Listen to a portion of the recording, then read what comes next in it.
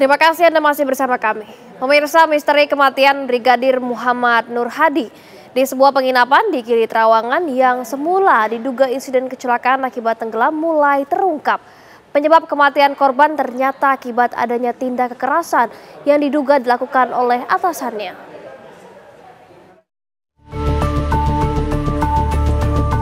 Muhammad Nur Hadi, anggota Bit Propam Polda Nusa Tenggara Barat ditemukan tewas di dasar kolam Villa Tekek di kawasan Gili Trawangan, Lombok Utara pada tanggal 16 April 2025.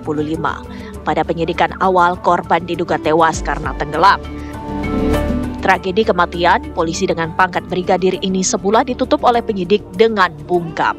Namun kuatnya dorongan publik terhadap pengungkapan kasus ini membuat polisi akhirnya bertindak. Pada tanggal 1 Mei 2025, tim forensik Kepolisian Daerah Nusa Tenggara Barat yang melibatkan dokter forensik Universitas Mataram, Dr. Arfi Hamsu, melakukan ekshumasi jenazah Brigadir Muhammad Nur Hadi.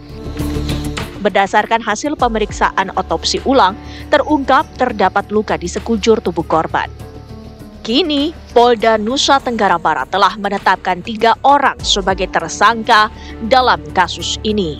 2 di antaranya adalah anggota Polri, Kompol IMYPU atau Imade Yogi Purusa Utama, dan Ibda Aceh atau Aris Chandra, dan seorang perempuan yang berinisial M, yang tak lain adalah teman wanita salah satu pelaku. Usai melakukan ekshumasi, reka adegan di tempat kejadian serta memeriksa saksi-saksi, dipastikan korban meninggal dunia karena tindakan kekerasan. Kita sudah lakukan beberapa pemeriksaan saksi, yaitu 18 orang saksi sudah kita periksa, dan ditambah lagi 5 ahli, di mana di dalam ahli itu ada ahli farmakologi, ahli pidana, ahli poligraf, terus ahli forensik dan dokter rumah sakit Bayangkara yang memeriksa awal terkait dengan keadaan korban pada saat itu. Sementara hasil otopsi yang dilakukan ahli forensik menguatkan dugaan adanya tindakan penganiayaan dengan tanda-tanda tulang lidah patah, memar di leher, dan adanya diatom di paru-paru serta sumsum tulang korban. Kondisi ini mengindikasikan korban diduga dicekik sebelum dibuang ke dalam kolam renang villa dalam keadaan pingsan. Pada pemeriksaan lehernya ditemukan ada fraktur atau patah tulang pada tulang lidah.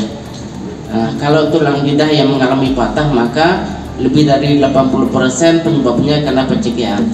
Kami simpulkan bahwa Bapak N masih hidup ketika masuk ke dalam air.